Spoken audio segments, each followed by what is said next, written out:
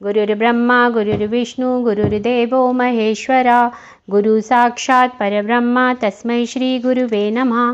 पंचदश सर्गा। महात्मा ऋष्यशृंग बड़े मेधावी और वेदों के ज्ञाता थे। उन्होंने थोड़ी देर तक ध्यान लगाकर अपने भावी कर्तव्य का निश्चय किया। फिर ध्यान से विरत हो वे राजा से इस प्रकार बोले, महाराज, मैं आपको पुत्र की प्राप्ति कराने के लिए अथर्ववेद के मंत्रों से पुत्रेष्टि नामक यज्ञ करूंगा। वेदोक्त विधि के अनुसार अनुष्ठान करने पर वह यज्ञ अवश्य सफल होगा। यह कहकर उन तेजस्वी ऋषि ने पुत्र प्राप्ति के उद्देश्य से पुत्रेष्टि नामक यज्ञ प्रारंभ किया और श्रोत विधि के अनुसार अग्नि में आहुति डाली। तब देवता, सिद्ध, गंधर्व और महर्षिगण विधि के अनुसार अपना अपना भाग ग्रहण करने के लिए उस यज्ञ में एकत्र हुए। उस यज्ञ सभा में क्रमशः एकत्र होकर दूसरों की दृष्टि से अदृश्य रहते हुए सब देवता लोककर्ता ब्रह्मा जी से इस प्रकार बोले, भगवान, रावण नामक राक्षस आपका कृपा प्रसाद पाकर अपने बल से हम सब लोगों को बड़ा कष्ट दे रहा है। हम में इतनी शक्ति नहीं है कि अपने पराक्रम से उसको दबा सकें। प्रभु, आपने प्रसन्न होकर उसे वर दे दिया है। तब से हम लोग उस वर का सदा समादर करते हुए उसके सारे अपराधों को सहते चले आ रहे हैं। उसने तीनों लोकों के प्राणियों का नाकों में दम कर रखा है। वह दुष्टात्मा जिनको कुछ ऊंची स्थिति में देखता है उन्हीं के साथ द्वेष करने लगता है। देवराज इंद्र को परास्त करने की अभिलाषा रखता है। आपके वरदान में मोहित होकर वह इतना उद्दंड हो गया है कि ऋषियों, यक्षों, गंधर्वों, असुरों तथा ब्राह्मणों को पीड़ा देता और उनका अपमान करता फिरता है। सूर्य उसको ताप नहीं पहुंचा सकते, वायु उसके पास जोर से नहीं चलती तथा जिसकी उत्ताल तरंगें सदा ऊपर नीचे होती रहती हैं, वह समुद्र भी रावण को देखकर भय के मारे स्तब्ध सा हो जाता है, उसमें कंपन नहीं होता। वह राक्षस देखने में भी बड़ा भयंकर है, उससे हमें महान भय प्राप्त हो रहा है। अतः भगवान, उसके वध के लिए आपको कोई न कोई उपाय अवश्य करना चाहिए। समस्त देवताओं के ऐसा कहने पर ब्रह्मा जी कुछ सोचकर बोले, देवताओं, लो, उस दुरात्मा के वध का उपाय मेरी समझ में आ गया। उसने वर मांगते समय यह बात कही थी कि मैं गंधर्व, यक्ष, देवता तथा राक्षसों के हाथों से ना मारा जाऊं। मैंने भी तथास्तु कहकर उसकी प्रार्थना स्वीकार कर ली। मनुष्यों को तो वह तुच्छ समझता था, इसलिए उसके प्रति अवहेलना होने के कारण उनसे अवध्य होने का वरदान नहीं मांगा। इसलिए अब मनुष्य के हाथ से ही उसका वध होगा। मनुष्य के सिवा दूसरा कोई उसकी मृत्यु का कारण नहीं है। ब्रह्मा जी की कही हुई यह प्रिय बात सुनकर उस समय समस्त देवता और महर्षि बड़े प्रसन्न हुए। इसी समय महान तेजस्वी जगतपति भगवान विष्णु भी मेघ के ऊपर स्थित हुए सूर्य की भांति गरुड़ पर सवार हो वहां आ पहुंचे। उनके शरीर पर पीतांबर और हाथों में शंख, चक्र और गदा आदि आयुध शोभा पा रहे थे। उनकी दोनों भुजाओं में तपाए हुए स्वर्ण के बने केयूर प्रकाशित हो रहे थे। उस समय संपूर्ण देवताओं ने उनकी वंदना की और वे ब्रह्मा जी से मिलकर सावधानी के साथ सभा में विराजमान हो गए। तब समस्त देवताओं ने विनीत भाव से उनकी स्तुति करके कहा, सर्वव्यापी परमेश्वर, हम तीनों लोगों के हित की कामना से आपके ऊपर एक महान कार्य का भार दे रहे हैं। प्रभु, अयोध्या के राजा दशरथ धर्मज्ञ, उदार तथा महर्षियों के समान तेजस्वी हैं। उनके 3 रानियां हैं जो ह्रीम, श्रीम और कीर्ति इन 3 देवियों के समान हैं। विष्णुदेव, आप अपने 4 स्वरूप बनाकर राजा की उन तीनों रानियों के गर्भ से पुत्र रूप में अवतार ग्रहण कीजिए। इस प्रकार मनुष्य रूप में प्रकट होकर आप संसार के लिए प्रबल कंटक रूप रावण को, जो देवताओं के लिए अवध्य है, समर भूमि में मार डालिए। वह मूर्ख राक्षस रावण अपने बड़े हुए पराक्रम से देवता, गंधर्व, सिद्ध तथा श्रेष्ठ महर्षियों को बहुत कष्ट दे रहा है। उस रौद्र निशाचर ने ऋषियों को तथा नंदनवन में क्रीड़ा करने वाले गंधर्वों और अप्सराओं को भी स्वर्ग से भूमि पर गिरा दिया है। इसलिए मुनियों सहित हम सब सिद्ध, गंधर्व, यक्ष तथा देवता उसके वध के लिए आपकी शरण में आए हैं। शत्रुओं को संताप देने वाले देव, आप ही हम सब लोगों की परम गति हैं। अतः इन देवद्रोहियों का वध करने के लिए आप मनुष्य लोक में अवतार लेने का निश्चय कीजिए। उनके इस प्रकार स्तुति करने पर सर्वलोक वंदित देव प्रवर देवाधिदेव भगवान विष्णु ने वहां एकत्र हुए उन समस्त ब्रह्मा आदि धर्मपरायण देवताओं से कहा, देवगण, तुम्हारा कल्याण हो, तुम भय को त्याग दो। मैं तुम्हारा हित करने के लिए रावण को पुत्र, पौत्र, अमात्य, मंत्री और बंधु बांधवों सहित युद्ध में मार डालूंगा। देवताओं तथा ऋषियों को भय देने वाले उस क्रूर एवं दुर्धर्ष राक्षस का नाश करके मैं 11,000 वर्षों तक इस पृथ्वी का पालन करता हुआ मनुष्य लोक में निवास करूंगा। देवताओं को ऐसा वर देकर मनस्वी भगवान विष्णु ने मनुष्य लोक में पहले अपनी जन्मभूमि के संबंध में विचार किया।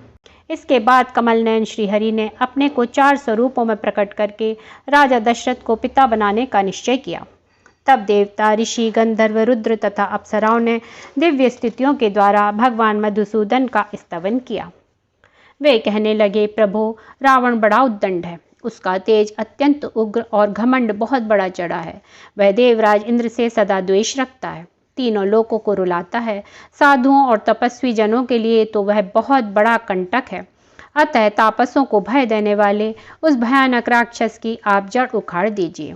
उपेंद्र, सारे जगत को रुलाने वाले उस उग्र पराक्रमी रावण को सेना और बंधु बांधवों सहित नष्ट करके अपनी स्वाभाविक निश्चिंतता के साथ अपने ही द्वारा सुरक्षित उस चिरंतन वैकुंठ धाम में आ जाइए, जिसे राग द्वेष आदि दोषों का कलुष कभी छू नहीं पाता है। इत्यार्षे श्रीमद् रामायणे वाल्मीकिये आदि काव्ये बालकांडे 15 सर्गा। 16 सर्गा। तदनंतर उन श्रेष्ठ देवताओं द्वारा इस प्रकार रावण वध के लिए नियुक्त होने पर सर्वव्यापी नारायण ने रावण वध के उपाय को जानते हुए भी देवताओं से यह मधुर वचन कहा। देवगण, राक्षस राज रावण के वध के लिए कौन सा उपाय है जिसका आश्रय लेकर मैं महर्षियों के लिए कंटक रूप उस निशाचर का वध करूं? उनके इस प्रकार पूछने पर सब देवता उन अविनाशी भगवान विष्णु से बोले, प्रभु, आप मनुष्य का रूप धारण करके युद्ध में रावण को मार डालिए। उस शत्रु दमन निशाचर ने दीर्घ काल तक तीव्र तपस्या की थी, जिससे सब लोगों के पूर्वज लोक श्रष्टा ब्रह्मा जी उन पर प्रसन्न हो गए। उस पर संतुष्ट हुए भगवान ब्रह्मा ने उस राक्षस को यह वर दिया कि तुम्हें नाना प्रकार के प्राणियों में से मनुष्य के सिवा और किसी से भय नहीं है। पूर्व काल में वरदान लेते समय उस राक्षस ने मनुष्यों को दुर्बल समझकर उनकी अवहेलना कर दी थी। इस प्रकार पितामह से मिले हुए वरदान के कारण उसका घमंड बढ़ गया है।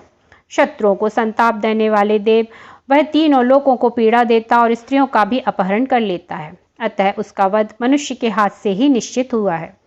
समस्त जीवात्माओं को वश में रखने वाले भगवान विष्णु ने देवताओं की यह बात सुनकर अवतार काल में राजा दशरथ को ही पिता बनाने की इच्छा की। उसी समय वे शत्रुसूदन महातेजस्वी नरेश पुत्रहीन होने के कारण पुत्र प्राप्ति की इच्छा से पुत्रेष्टि यज्ञ कर रहे थे। उन्हें पिता बनाने का निश्चय करके भगवान विष्णु पितामह की अनुमति ले देवताओं और महर्षियों से पूजित हो वहां से अंतर्धान हो गए। तत्पश्चात पुत्रेष्टि यज्ञ करते हुए राजा दशरथ के यज्ञ में अग्नि कुंड से एक विशाल काय पुरुष प्रकट हुआ। उसके शरीर में इतना प्रकाश था जिसकी कहीं तुलना नहीं थी। उसका बल पराक्रम महान था। उसकी अंग कांति काले रंग की थी। उसने अपने शरीर पर लाल वस्त्र धारण कर रखा था। उसका मुख भी लाल ही था। उसकी वाणी से दुंदुभि के समान गंभीर ध्वनि प्रकट होती थी। उसके रोम, दाढ़ी, मूछ और बड़े बड़े केश चिकने और सिंह के समान थे। वह शुभ लक्षणों से संपन्न, दिव्य आभूषणों से विभूषित, शैल शिखर के समान ऊंचा तथा गर्वीले सिंह के समान चलने वाला था। उसकी आकृति सूर्य के समान तेजोमयी थी। वह प्रज्वलित अग्नि की लपटों के समान दैदीप्यमान हो रहा था। उसके हाथ में तपाए हुए जाम्बू नद नामक सुवर्ण की बनी हुई परात थी, जो चांदी के ढक्कन से ढकी हुई थी। वह परात बहुत बड़ी थी और दिव्य खीर से भरी हुई थी। उसे उस पुरुष ने स्वयं अपनी दोनों भुजाओं पर इस तरह उठा रखा था मानो कोई रसिक अपनी प्रियतमा पत्नी को अंक में लिए हुए हो। वह अद्भुत परात मायामयी सी जान पड़ती थी। उसने राजा दशरथ की ओर देखकर कहा, नरेश्वर, मुझे प्रजापति लोक का पुरुष जानो। मैं प्रजापति की ही आज्ञा से यहाँ आया हूँ। तब राजा दशरथ ने हाथ जोड़कर उससे कहा, भगवान, आपका स्वागत है। कहिए, मैं आपकी क्या सेवा करूँ? फिर उस प्रजापत्य पुरुष ने पुनः यह बात कही, राजन, तुम देवताओं की आराधना करते हो, इसीलिए तुम्हें आज यह वस्तु प्राप्त हुई है। नृपश्रेष्ठ, यह देवताओं की बनाई हुई खीर है, जो संतान की प्राप्ति कराने वाली है। तुम इसे ग्रहण करो। यह धन और आरोग्य की भी वृद्धि करने वाली है। राजन, यह खीर अपनी योग्य पत्नियों को दो और कहो, तुम लोग इसे खाओ। ऐसा करने पर उनके गर्भ से आपको अनेक पुत्रों की प्राप्ति होगी, जिनके लिए तुम यह यज्ञ कर रहे हो। राजा ने प्रसन्नतापूर्वक बहुत अच्छा कहकर उस दिव्य पुरुष की दी हुई देवान्न से परिपूर्ण सोने की थाली को लेकर उसे अपने मस्तक पर धारण किया। फिर उस अद्भुत एवं प्रिय दर्शन पुरुष को प्रणाम करके बड़े आनंद के साथ उसकी परिक्रमा की। इस प्रकार देवताओं की बनाई हुई उस खीर को पाकर राजा दशरथ बहुत प्रसन्न हुए, मानो निर्धन को धन मिल गया हो। इसके बाद वह परम तेजस्वी अद्भुत पुरुष अपना वह काम पूरा करके वहीं से अंतर्धान हो गया। उस समय राजा के अंतःपुर की स्त्रियां हर्षोल्लास से बड़ी हुई कांतिमयी किरणों से प्रकाशित हो ठीक उसी तरह शोभा पाने लगी जैसे शरत काल के नयनाभिराम चंद्रमा की रम्य रश्मियों से उद्भासित होने वाला आकाश सुशोभित होता है। राजा दशरथ वह खीर लेकर अंतःपुर में गए और कौशल्या से बोले, देवी, यह अपने लिए पुत्र की प्राप्ति कराने वाली खीर ग्रहण करो। ऐसा कहकर नरेश ने उस समय उस खीर का आधा भाग महारानी कौशल्या को दे दिया। फिर बचे हुए आधे का आधा भाग रानी सुमित्रा को अर्पण किया।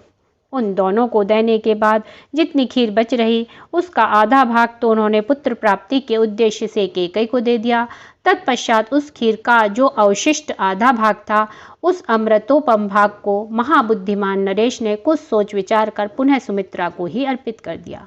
इस प्रकार राजा ने अपनी सभी रानियों को अलग अलग खीर बांट दी। महाराज की उन सभी साध्वी रानियों ने उनके हाथ से यह खीर पाकर अपना सम्मान समझा। उनके चित्त में अत्यंत हर्षोल्लास छा गया। उस उत्तम खीर को खाकर महाराज की उन तीनों साध्वी महारानियों ने शीघ्र ही पृथक पृथक गर्भ धारण किया। उनके वे गर्भ अग्नि और सूर्य के समान तेजस्वी थे। तदनंतर अपनी उन रानियों को गर्भवती देख राजा दशरथ को बड़ी प्रसन्नता हुई। उन्होंने समझा, मेरा मनोरथ सफल हो गया। जैसे स्वर्ग में इंद्र सिद्ध तथा ऋषियों से पूजित हो श्री हरि प्रसन्न होते हैं, उसी प्रकार भूतल में देवेंद्र सिद्ध एवं महर्षियों से सम्मानित हो राजा दशरथ संतुष्ट हुए। इत्यार्षे श्रीमद् रामायणे वाल्मीकिये आदिकाव्ये बालकांडे षोडशः सर्गः। बोलिए सियापति रामचंद्र की जय।